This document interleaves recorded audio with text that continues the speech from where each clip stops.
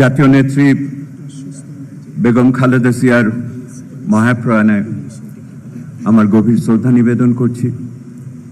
জাতির এই সন্ধিক্ষণে যখন তার উপস্থিতি, পরামর্শ, দিক নির্দেশনা সম্ভবত সবচেয়ে বেশি প্রয়োজন ছিল, তখনই উনি আমাদের ছেড়ে চলে গেছেন।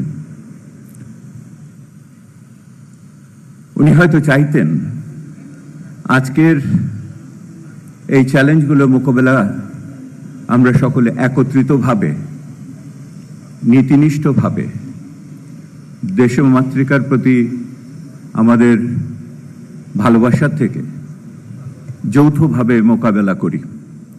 উনি হয়তো সেটাই চাইতেন। ওনার মতো বহুমাত্রিক জীবনের বিভিন্নভাবে আলোচনা হতে পারে, তার কিছু পরিচয় আমার আগের বক্তাদের কাছে আমরা পেয়েছি। আমরা জাতীয়ভাবে, বৈশ্বিকভাবে আলোচনা করতে পারি, সামষ্টিক ব্যষ্টিকভাবে আলোচনা করতে পারি, বিভিন্ন আঙ্গিক থেকে, তাৎক্ষণিকতা এবং ঐতিহাসিক দৃষ্টিভঙ্গি থেকেও আলোচনা করতে পারি। কিন্তু যাদের সৌভাগ্য হয়েছিল ওনার কাছে যাওয়ার, তাদের অভিজ্ঞতার আলোকে যদি আমরা বৃহৎ চিত্রটিকে অনুধাবন করতে পারি, সেটাই মনে হয় এই শেষ বেলায় আমার জন্য সবচেয়ে বেশি আকর্ষণীয় হবে।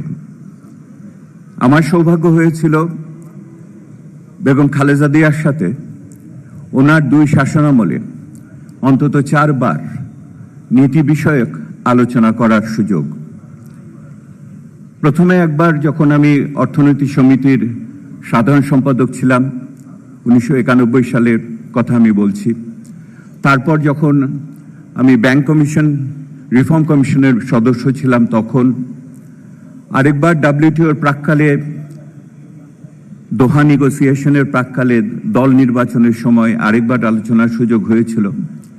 এবং সর্বশেষ আমার 2002 সালে উনি যখন প্রধানমন্ত্রী ছিলেন, দেশের যখন প্রাকৃতিক গ্যাস ব্যবহার করার জন্য একটি জাতীয় কমিটি তৈরি হয়েছিল, সেই কমিটির সদস্য আমি যখন ছিলাম, তখন একটি ক্যাবিনেট সাব কমিটির মিটিংয়ে ওনার সাথে আমার অত্যন্ত তাৎপর্যপূর্ণ একটি আলোচনা হয়েছিল, যা হয়তো জাতীয় ইতিহাসের নীতি নির্ধারণের এবং প্রাকৃতিক সম্পদ ব্যবহারের ক্ষেত্রে একটি মাইলস্টোন হিসেবে আছে। 2003 সালে আপনাদের হয়তো মনে আছে, সে সময় বিদেশি তেল কোম্পানিগুলো বলছিল যে বাংলাদেশ তেলের উপর ভাসছে, খুব দ্রুত তেল আহরণ করে এটাকে ভারত এবং অন্যান্য দেশে রপ্তানি করা উচিত। একই সময় তৎকালীন বিরোধী দলীয় নেত্রী,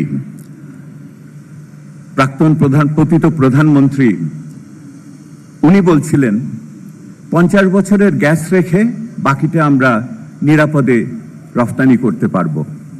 সেই সময় তৎকালীন সরকার একটি জাতীয় কমিটি স্থাপন করেন এবং আমার সৌভাগ্য হয়েছিল তার সদস্য হওয়ার।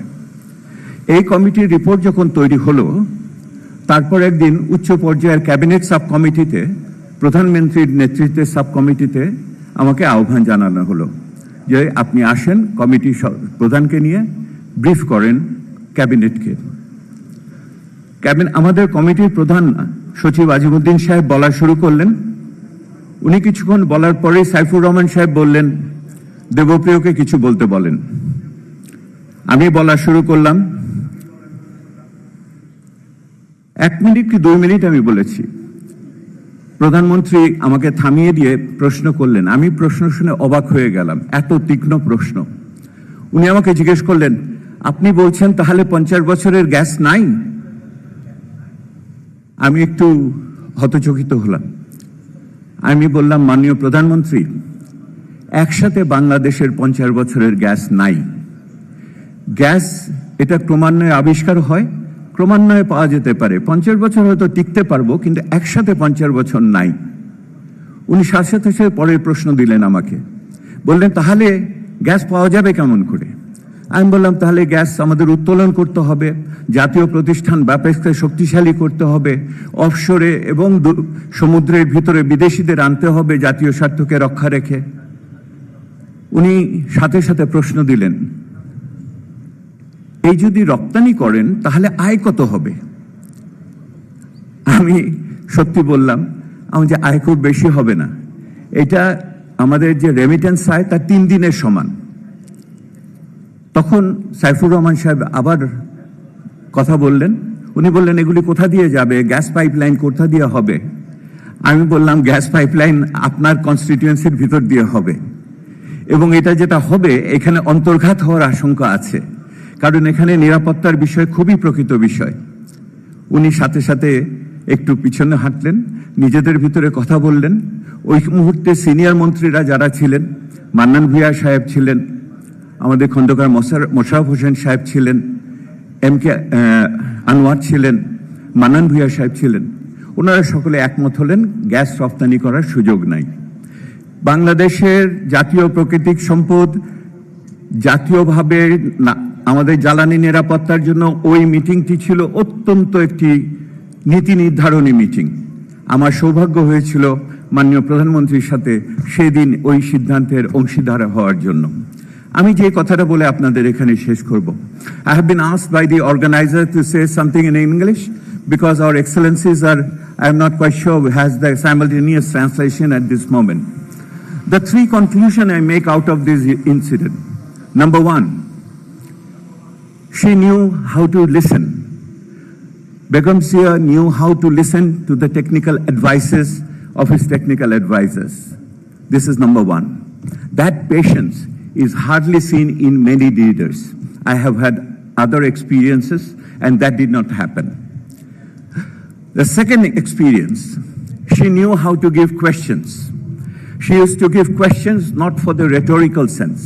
She used to give questions to find out the robustness of your logic, if there any flaw in your information, and that's what she was to do.